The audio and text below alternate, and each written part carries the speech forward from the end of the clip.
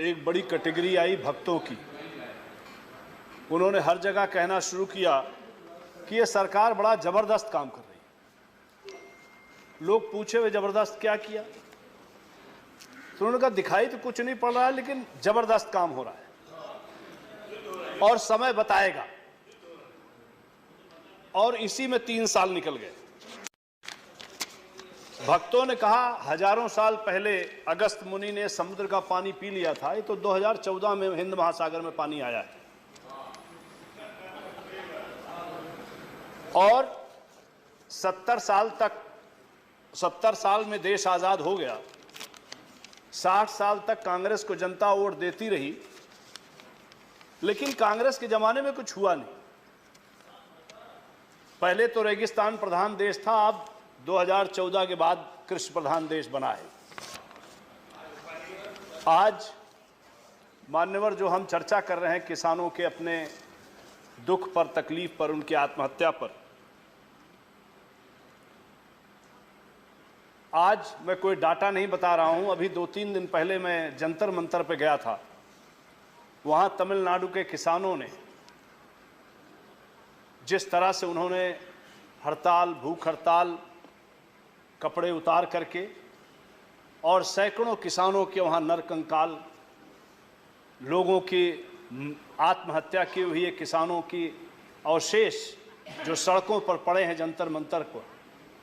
आज हम भले उस सत्ता पक्ष से कह दें कि कांग्रेस के समय में क्या आत्महत्या नहीं हुई, इसलिए आज आत्महत्या इसलिए जायज़ है, ठीक है, हो रहा है। मैं तो मान लूँगा कि आप बहुत अच्छा 3 साल में कर रहे हैं। खेती बड़ा सुधर गई, किसान सुधर गया, आत्महत्या एक भी न हो, मैं मान लूँगा कि आपका काम बहुत अच्छा है। अगर डाटा देखिए तो पहले से ज़्यादा आत्महत्या हुई। आज जिस तरह से कोई भी डाटा उठाइए, आज आप देखिए हर तरह से नीचे जा रहा है किसान की हालत। और चाहे ऋण माफ़ी का मामला, ऋण माफ़ी का बड़ा गाना गाया जा रहा है। आप पूरे उत्तर प्रदेश में ऋण माफ़ी की चर्चा हुई, मध्य प्रदेश में हुई।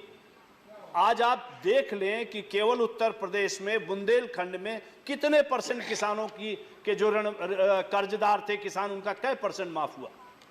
आप देख लीजिए, आप जहां जहां घोषणाएं हो रही हैं, आप वास्तव में कितने किसान का उससे लाभ हो रहा है, इसको भी देखने की आवश्यकता है। और मैं ये भी कहना चाहता हूं कि पूरे देश में ऋण माफी की डिमांड हुई किसानों के द्वारा। आपने तब ऋण माफी किया जब मध्य प्रदेश में कई लोग मर गए, गोली चली, लाठी चली। लोगों ने डिमांड किया उत्तर प्रदेश में, हालांकि उस किसान जो है हिंदुस्तान का सबसे बड़ा अनऑर्गेनाइज सेक्टर है। किसानों के कोई संगठन नहीं है, भले कोई उनकी यूनियन हो, कुछ हो, लेकिन उनकी एक आवाज कहीं से नहीं निकल पाती।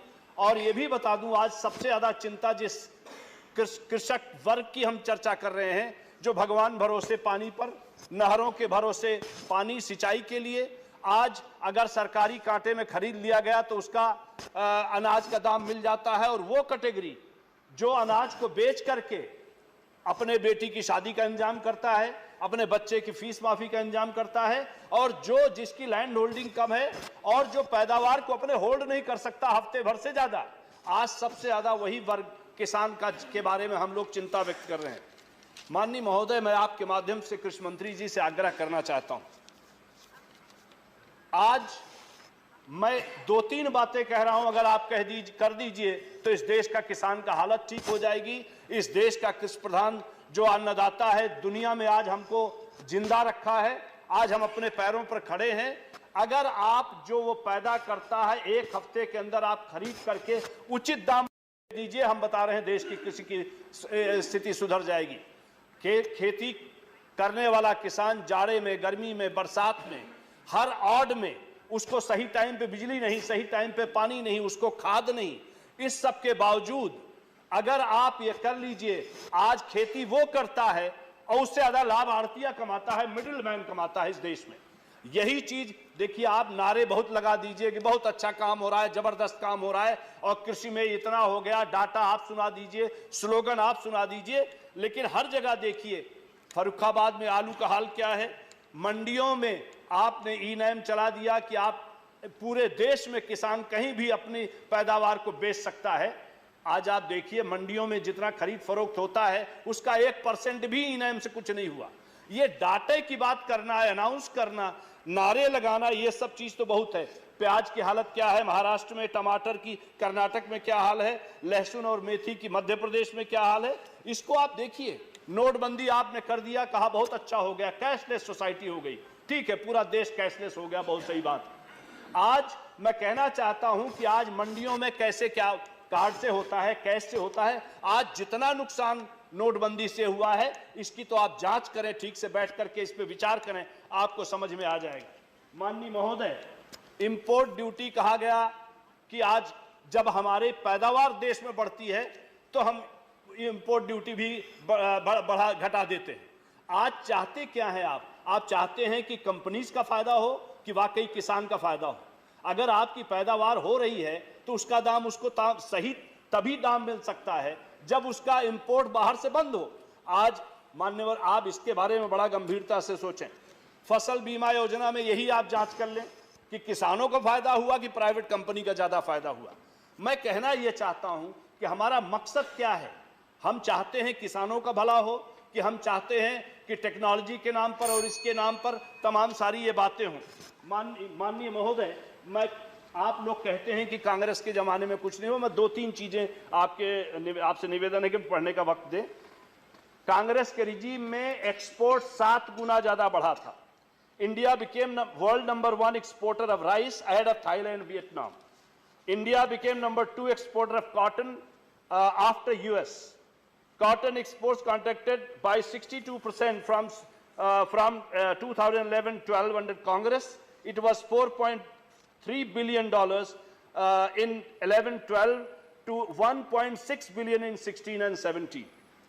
Soybean meal exports plunged from rupees 14,000 crore in 12-13 to a mere 1,500 crore in 15 and 16. Tractor sales rose from 1.90 lakh units in 2003-04 to 6.34 lakh units in 13-14, indicating prosperity of the farmers. Tractor sales plummeting to 4.94 lakh units in 15 and 16 shows the cold shoulder treatment meted out to agriculture by the Modi government. मैं आपसे कहना चाहता हूं मान्यवर, एक निवेदन अंतिम कर रहा हूं मैं आपसे।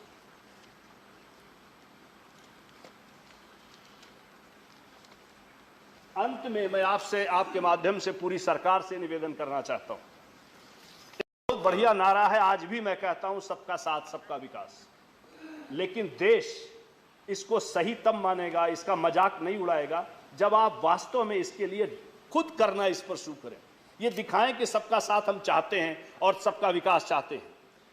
आप यकीन माने कि आज आप सरकार के सामने सबसे बड़ी चुनौती है कि इस देश में माहौल को ठीक करना।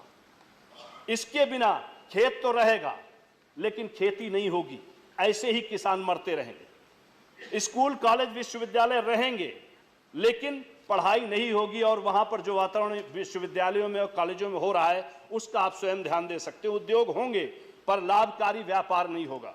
पुलिस, पैरामिलिट्री फोर्सेस और आर्मी रहेगी लेकिन न रक्षा होगी, न सुरक्षा होगी और न शांति होगी। यह संसद था, है और रहेगा।